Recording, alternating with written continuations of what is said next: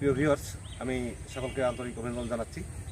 আমি এই মুহূর্তে দাঁড়িয়েছি একটি বেত বাগানে। আপনারা দেখতে পাচ্ছেন একটি বেত বাগান। এই বেত বাগান কিন্তু গ্রামাঞ্চলে এটা দেখা যায়। তো আপনাদেরকে এই বেত সম্পর্কে কিছু ধারণা আজকে আপনাদেরকে দিব। আপনারা হয়তো এই গাছ অনেকেই চিনে থাকবেন। দেখুন, অনেকটা বলা যায় খেজুর পাতার মতো অনেকটা এই পাতাগুলো দেখতে। আর এর অনেক উপকারিতা রয়েছে, এর ব্যবহারবিধি রয়েছে, তাই আপনাদেরকে একটু জানাবো।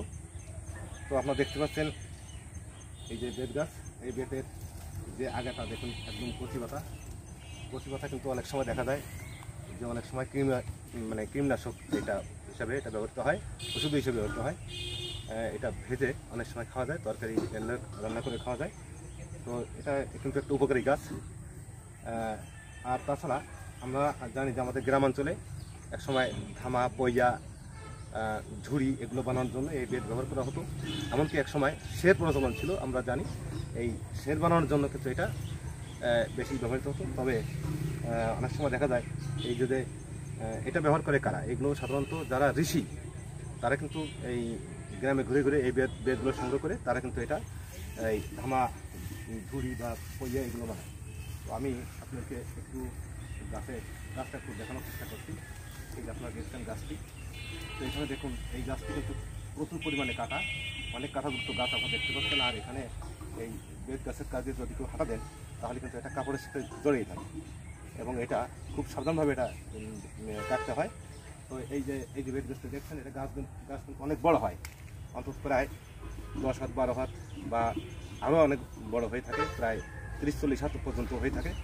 তবে এই বেত গাছ এর কোনো বিশেষ কোনো যত্ন নেওয়া লাগে না, এটা অনায়াসেই কিন্তু বেত গাছ হয়ে থাকে। আমরা জানি যে ঝোপে ঝাড়ে গ্রামাঞ্চলে এই গাছ হয়ে থাকে। তবে এই যে গাছটি এখন দেখছেন, এই হচ্ছে বেতের মূল গাছটি আছে।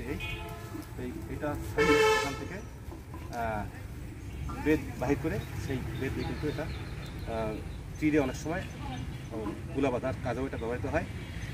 আর বিশেষ করে এই বেত গাছ যদি আপনারা বানাতে চান তাহলে কিন্তু এটা অতি সহজেই বানাতে পারেন। এটা বানানো খুব সহজ। আর একবার বেত গাছ হয়ে গেলে এটা কিন্তু এর আর কোনো কমতি নাই, এটা বেড়েই চলবে, এটা অনেক প্রসার লাভ করবে। এর জন্য এর কোনো খাটনি বা এর কোনো পরিচর্যা এর কিছুই করা লাগবে না। তো এটা একটা অবশ্যই একটা লাভজনক হিসাবে এটা গণ্য করা যায়। তো বন্ধুরা, এতক্ষণ আমার সঙ্গে ভিডিওটি ধৈর্যের সাথে দেখেছেন, আমি এর জন্য আপনাদেরকে অনেক অনেক ধন্যবাদ জানাচ্ছি। সবাই ভালো থাকবেন, সুস্থ থাকবেন। আর এই ভিডিওটি আপনাদের যদি ভালো লেগে থাকে তাহলে একটি সাবস্ক্রাইব করতে ভুলবেন না। ধন্যবাদ সবাইকে, আবার দেখা হবে। প্রিয় ভিউয়ার্স, আমি সকলকে আন্তরিক অভিনন্দন জানাচ্ছি। আমি এই মুহূর্তে দাঁড়িয়েছি একটি বেত বাগানে। আপনারা দেখতে পাচ্ছেন একটি বেত বাগান। এই বেত বাগান কিন্তু গ্রামাঞ্চলে এটা দেখা যায়। তো আপনাদেরকে এই বেত সম্পর্কে কিছু ধারণা আজকে আপনাদেরকে দিব। আপনারা হয়তো এই গাছ অনেকেই চিনে থাকবেন। দেখুন, অনেকটা বলা যায় খেজুর পাতার মতো অনেকটা এই পাতাগুলো দেখতে। আর এর অনেক উপকারিতা রয়েছে, এর ব্যবহারবিধি রয়েছে, তাই আপনাদেরকে একটু জানাবো। তো আপনারা দেখতে পাচ্ছেন এই যে বেত গাছ, এই বেতের যে আগাটা দেখুন একদম কচি পাতা কিন্তু অনেক সময় দেখা যায় যে অনেক সময় কীটনাশক এটা হিসাবে এটা ব্যবহৃত হয়, ওষুধ হিসেবে ব্যবহৃত হয়। এটা ভেজে অনেক সময় খাওয়া যায়, তরকারি রান্না করে খাওয়া যায়। তো এটা কিন্তু একটা উপকারী গাছ। আর তাছাড়া আমরা জানি যে আমাদের গ্রামাঞ্চলে একসময় ধামা, পইয়া, ঝুড়ি এগুলো বানানোর জন্য এই বেত ব্যবহার করা হতো। এমনকি একসময় সের প্রচলন ছিল, আমরা জানি। এই সের বানানোর জন্য কিন্তু এটা বেশি ব্যবহৃত হতো। তবে অনেক সময় দেখা যায় এই যে এটা ব্যবহার করে কারা, এগুলো সাধারণত যারা ঋষি, তারা কিন্তু এই গ্রামে ঘুরে ঘুরে এই বেতগুলো সংগ্রহ করে তারা কিন্তু এটা এই ধামা, ঝুড়ি বা পইয়া এগুলো বানায়। তো আমি আপনাকে একটু গাছটা একটু দেখানোর চেষ্টা করছি। এই যে আপনারা দেখছেন গাছটি, তো এখানে দেখুন এই গাছটি কিন্তু প্রচুর পরিমাণে কাটা, অনেক কাঁটাযুক্ত গাছ আপনারা দেখতে পাচ্ছেন। আর এখানে এই বেত গাছের কাজে যদি কেউ হাঁটা দেন তাহলে কিন্তু এটা কাপড়ের সাথে জড়িয়ে থাকে এবং এটা খুব সাবধানভাবে এটা কাটতে হয়।